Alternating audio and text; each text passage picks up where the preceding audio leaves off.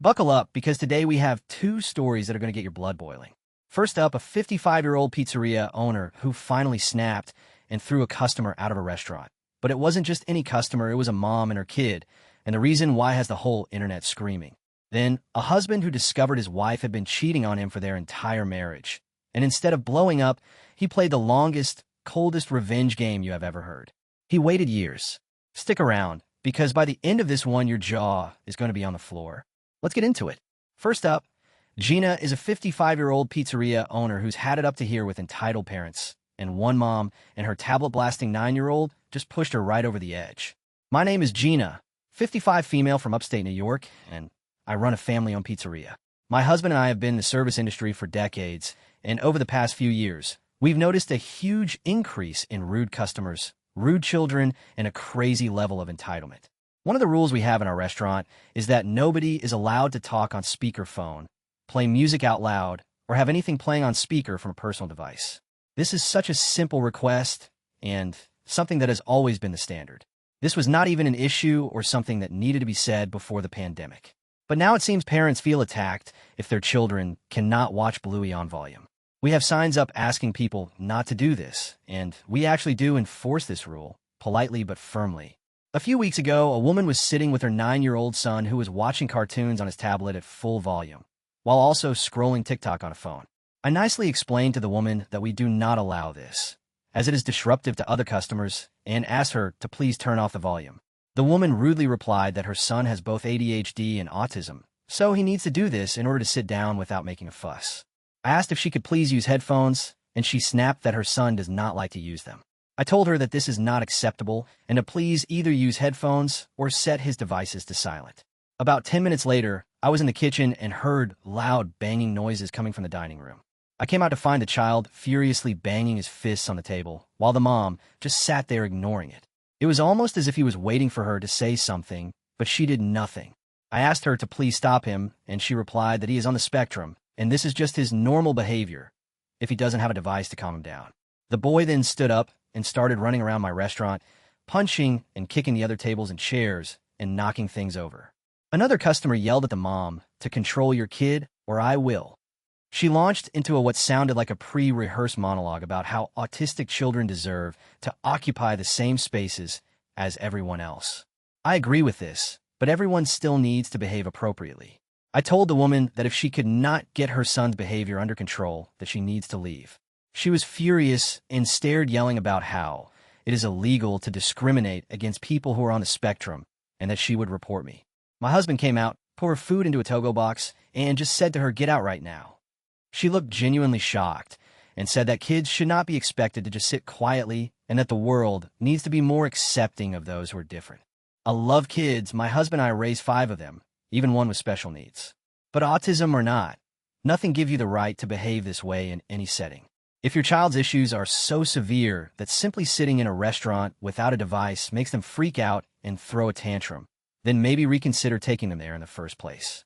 I'm tired of rude kids and lazy parents who embolden them to behave this way, refusing to discipline them or set any kind of rules or boundaries. This is not about ADHD, autism, or any other condition. This is about entitlement, bad parenting, and bad behavior as a result. Am I the asshole? Let's see what the comments have to say. This person commented, "I also have autism, and I have met other autistic adults who are just awful people.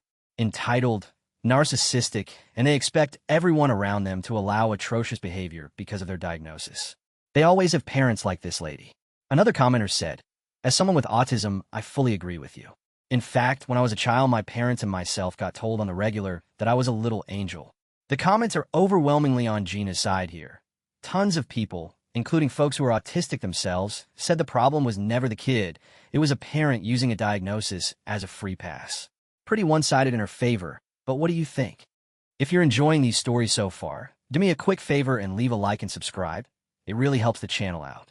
Next up, a husband finds out his wife had been seeing her high school ex behind his back the entire marriage, so he quietly starts counting down the clock on their prenup before making his move. My wife settled for me. I didn't know it when I married her, but I do now. She was in love with her high school boyfriend that her parents hated. She was with him all through university.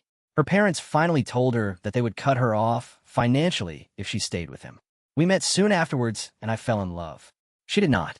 Once again, this was a surprise to me. We had a prenup that her parents insisted on.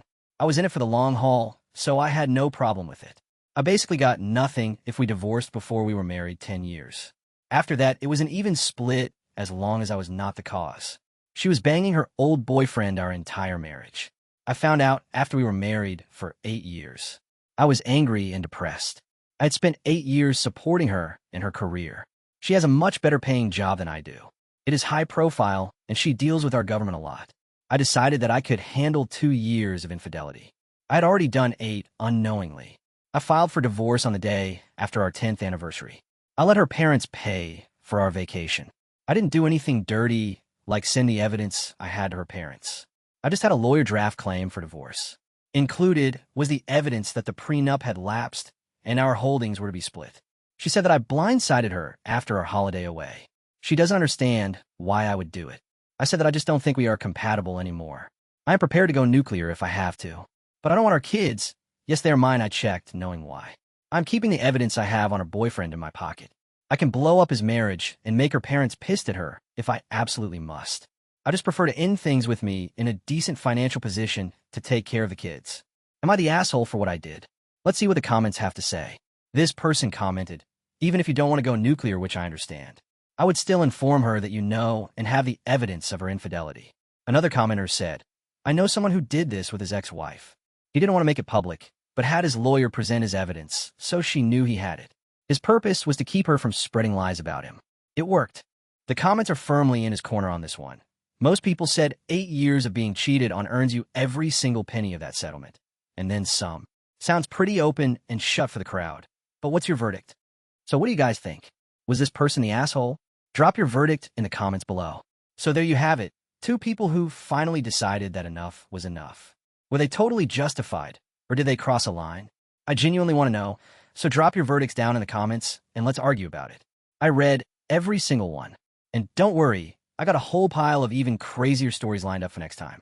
I'll catch you in the next one.